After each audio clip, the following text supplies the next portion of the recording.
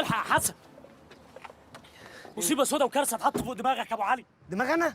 ليه؟ في واحده بتقول انها خطيبتك دخلت المدرج ودورت الضرب في بنات الدفعه. خطيبتي؟ ودي اللي جابها هنا؟ بس ما تخافش يا ابو علي، وراك رجاله، احنا اتصرفنا. اشتوا عنهم؟ وهي دي حد يقدر عليها يا حسن؟ احنا سيبناهم مع بعض وقفلنا عليهم باب المدرج عشان حارس الجامعه ما يحسش باللي هي بتعمله، تقوم تروح انت وهي في داهيه. يبقى خلصت عليهم.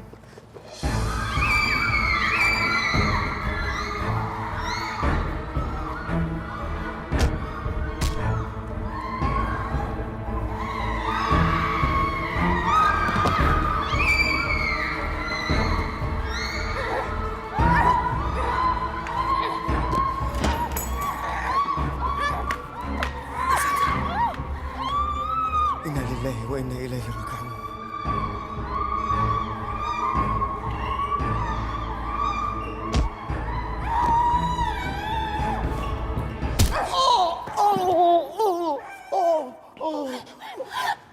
حسن حبيبي، هي جت فيك؟ سوري يا بيبي، ما كانش قصدي. أنا مش منبه عليك 11 مرة، ما تجيليش هنا خالص. بس انا ما سمعتش كلامك وحبيت اخدك واعملها لك مفاجأة، وهوب تلاقيني قدامك زي القضا.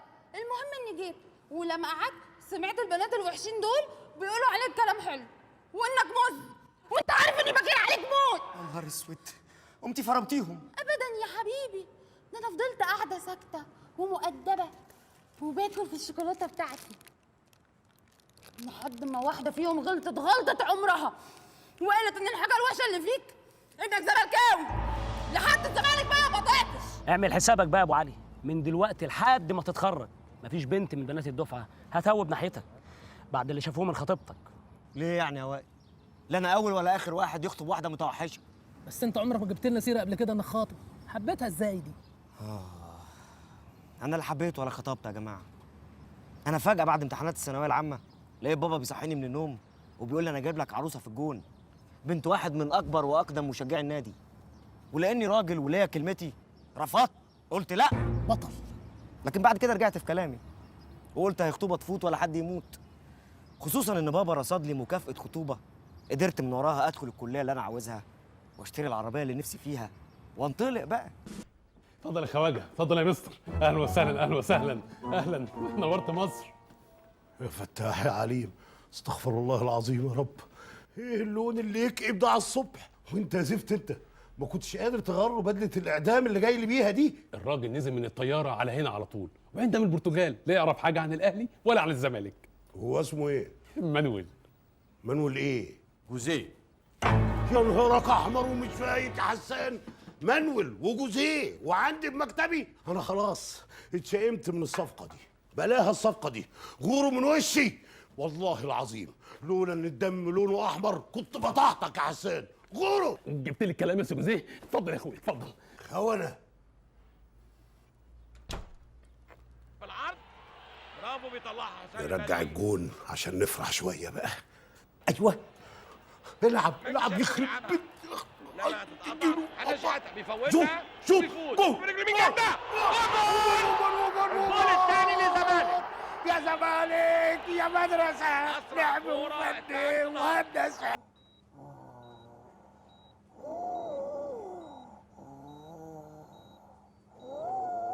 اسمعوني يا اولاد، الازمه القلبيه لها اسباب كتيره ومتعدده، وهنتعرف على واحد منها من المريض اللي قدامنا ده.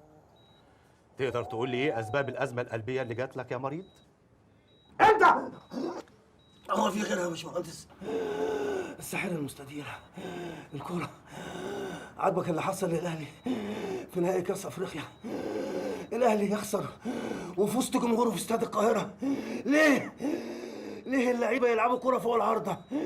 ليه تامر حسني يشوط الكوره فوق العارضه؟ ليه؟ اسمه اسامه حسني. اسامه ولا تامر كلها اسماء بتاعت ربنا. كنا خلاص قاب قوسين او ادنى للحصول على كاس افريقيا لثالث مره على التوازي لولا الحكم. حسبي الله ونعم الوكيل. اهو انتوا كده يا اهلاويه اول ما تخسروا تقولوا الحكام، مع انكم عمركم ما خدتوا بطوله غير بالحكام. انا اشتم الاهلي ادعي عليه. انا ما بحبش حد يقول عليه امين يا عم. انا مش مرتاح لك ساعه ما دخلت. ترتاح ليه؟ حاسس ان ابن الاعداء ده بلطو ابيض بخط الحم. هات الكلوكوز افتحه بيه. تفتح مين يا جدع انت؟ افتحك بالكلوكوز. انت فيك نفس يا جدع انت. فلني تشرب يا عم اوعى يا عم. ايه؟ اوعى. مش نفس اساسا. استنى بقول يا عم اوعى استنى يا بني ادم. حسن ما ينفعش يا بابا اللي انت بتعمله يا كابتن ما انت شايف هو بيعمل ايه؟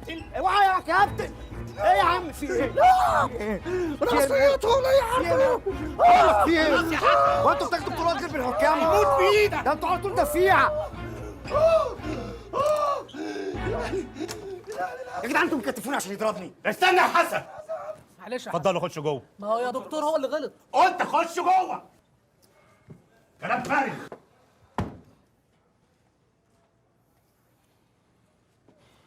انا اسف يا دكتور على اللي حصل. ما كانش قصدي والله. ولا يهمك يا ابو علي.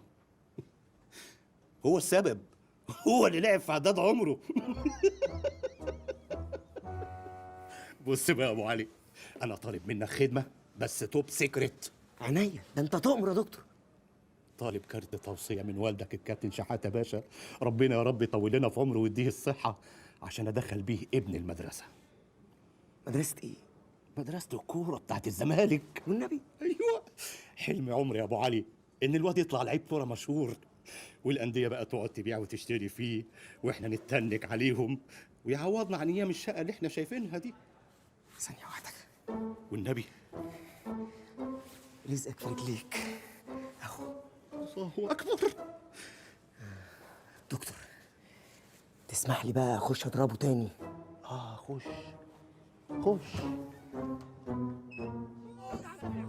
عليه.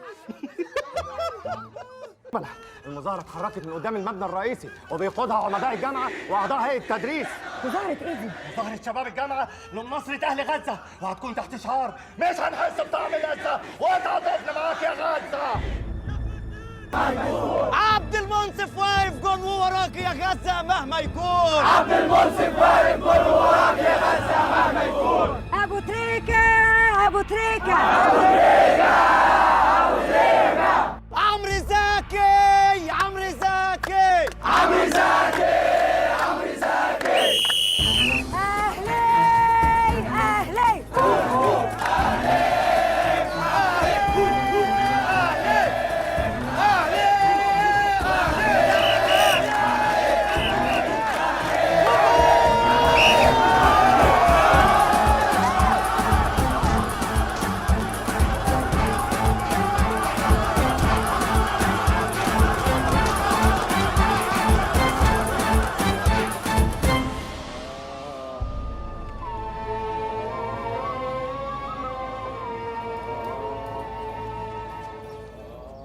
رغم اختلافنا الايديولوجي والتشجيعولوجي، الا ان الروح الرياضيه اللي بيتمتع بيها كل زملكاوي تجبرني اقول لك سوري على العنف والخشونه الزايده اللي اتعرضت لها في المظاهره.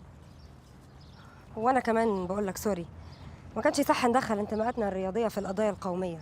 بصراحه بقى انت اللي ما كانش صح تخش في المظاهره اصلا، ما خليتي ايه للرجاله. امال انا بهلويه ازاي؟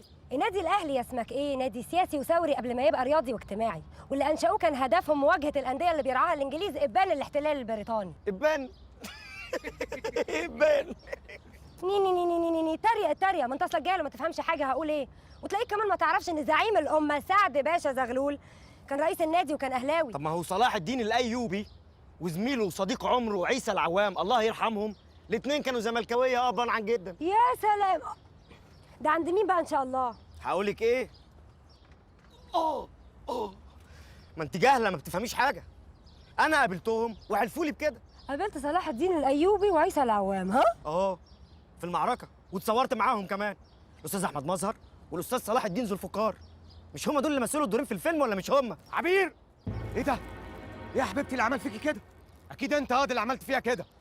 يطلع مين ازازه الميكروكروم اللي دخلت علينا فجاه دي؟ انا جابر الاحمر، خطيبها يا بابا. مالكش دعوه انت يا جابر بالموضوع ده خالص، دي حكايه بسيطه وخلصت خلاص. لا يا حبيبتي انا عارف انك خايفه عليا بس ما تقلقيش. خدي الورد واسبقيني على العربيه عشان في ناس هتتخرشم النهارده. يلا من هنا. لا هي لوحدها يا اخوانا. يا ايه ده؟ انا اول مره الاقي جمهور الزمالك اكتر من جمهور الاهلي. كنت بتقول ايه يا اخ احمر انت؟ لا يا باشا، ده انا جاي اتعرف عليك. كل سنه وانت طيب يا حسين. عقبال 100 سنه يا حسين. رزقك في رجليك يا وائل. جت في وقتها. مبروك يا وقول. الله يبارك فيك. ايه؟ كفايه حرام يا علويه. ايه؟ تصالحني؟ طب هو احنا كنا اتخاصمنا عشان تصالحني؟ احرجتيني بروحك الرياضيه. دي مش روحي الرياضيه، دي روح الفانيلا الحمراء. امال تقولي ايه بقى عن روح الزملكاويه اللي قلوبهم لون فانيلتهم ناصعه البياض؟ ناصعة البياض؟ ليه؟ بتعمل اعلان عن مسحوق غسيل؟ انا ان كان عليا كنت اعمل اعلان عن حبي ليكي واذيعه بين الشوطين في ماتش الزمالك والاهلي. لا لا يا حسن، ده كده كتير قوي. اعلان مرة واحدة؟ طب مش هتخاف لو قلت انك بتحبني؟ يا بنتي انا عمري ما هخاف تاني. زمن الخوف راح، لان حبي ليكي هيقويني. قفشت خيانة ومؤامرة يبقى أنا.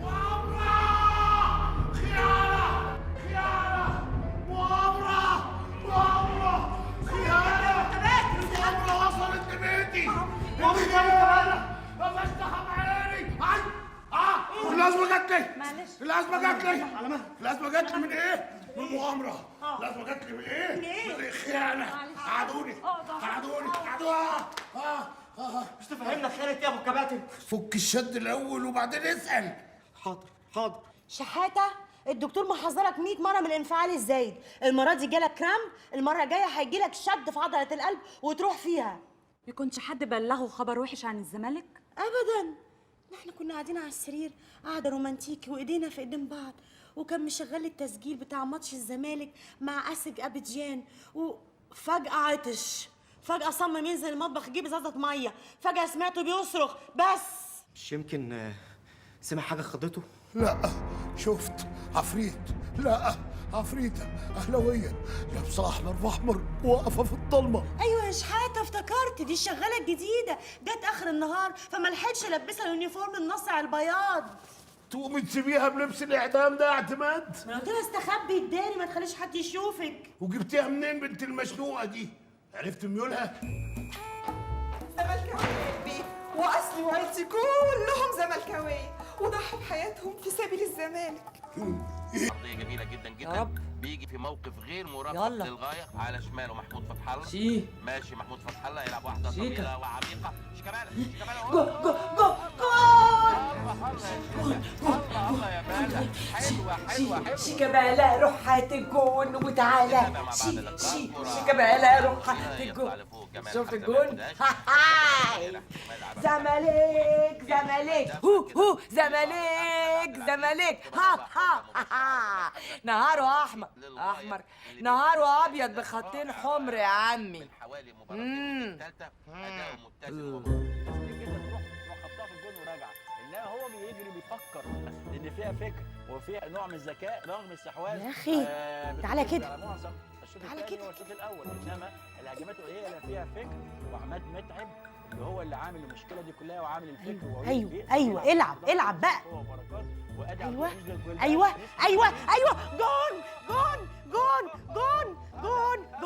جون اهلا.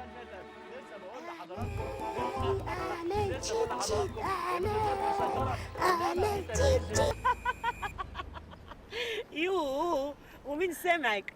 ده انا ياما لساني فلت ونطقت اسم الاهلي بدل الزمالك، عينك ما تشوف الا النور، فجاه تلاقي وشه زنهر وعينيه طقت لبره شران كاني غلطت في اسمه هو وناديته باسم راجل تاني. يا نهار ابيض، كانك بتحكي اللي حصل معايا بالظبط، بس الحمد لله ربنا ستر. بس شفتي الكدبه الصغيره اللي كذبناها عليهم زمان فضلت تكبر لغايه ما بقت سر كبير قد ايه دلوقتي. بقول لك ايه يا عمده، هما اللي اضطرونا لكده. ما هو ما كانش ممكن ان احنا نقاطع بعض واحنا بنات حته واحده وبيننا العشره الكبيره دي. المهم ان سرنا يفضل في البير. اوعدك ان عمره ما هيخرج من البير طول ما احنا واخدين الاجراءات اللازمه. ما حدش ابدا هيقدر يكشف سرنا. يس. ست ما قلتليش ايه رايك؟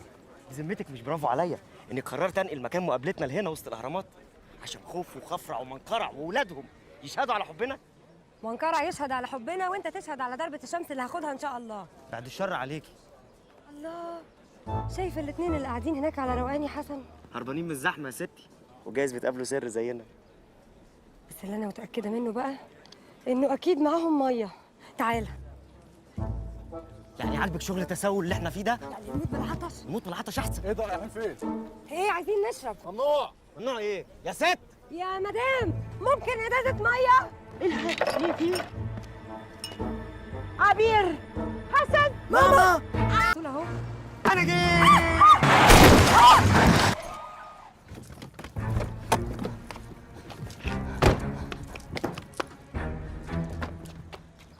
هو راح فين ده؟ يكونش بيتهيألي؟ لا خبطته، انا خبطته.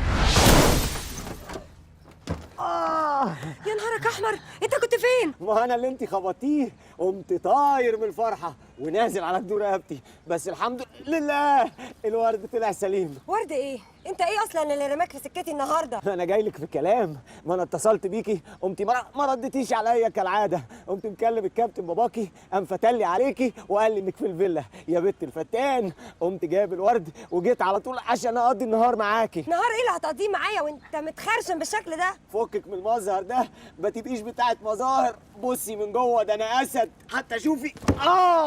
شوف بقى يا زول منك له. كرة القدم الحديثة بتعتمد بالصلاة على النبي على الجري والبرتعة. الجري والبرتعة في جميع أنحاء الملعب وبره الملعب. وصدق المثل الكروي الشهير اللي بيقول الجري نص جدعنة. ترجمة باشا.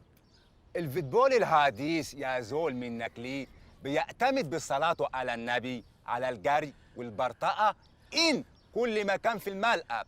المفروض بقى اللعيب المية مية اللي هو كده يعني ما يخرجش من الملعب الا لما يكون جاري على الاقل مسافه ما بين 100 و 120 كيلو جرام. وما شاء الله كلكم عايزين تلعبوا في مصر مش كده؟ واللي عايز يلعب في مصر ويكسب وينجح عليه بحاجتين اتنين انا هدربهم عليه: رضا الوالدين ورضا الجمهور. ليه بقى؟ لان احنا هنا في مصر ما بنكسبش الا بدعاء الوالدين ودعاء الجمهور.